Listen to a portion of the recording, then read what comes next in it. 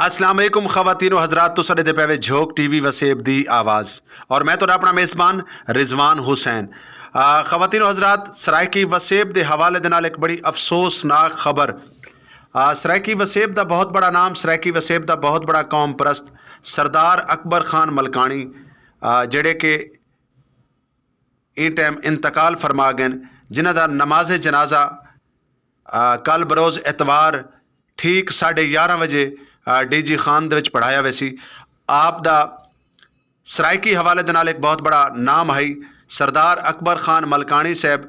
आप सराइकी वसेब दा एक बहुत बड़ा हवाला हैं, एक बहुत बड़ा नाम हैं। सराइकी बहुत बड़े कौम परस्त हैं। इन हज़रात, सराइकी वसेब वास्ते बड़ी वड्डी अफसोसनाक खबर। सराइकी कौम परस्ती दे विच बहुत बड़ा नाम, सराइकी कौम परस्ती के हवाले नाल एक बहुत बड़ा नाम, बहुत बड़ा हवाला, सियासी बहुत बड़ा नाम सरदार अकबर खान मलकानी साहब, जेड़े के ई टाइम तुहाडे सारे दरमियान मौजूद कहनी और खालिक हकीकी दे नाल वंज मिलन और इन्ना लिल्लाहि व इन्ना इलैहि राजिऊन।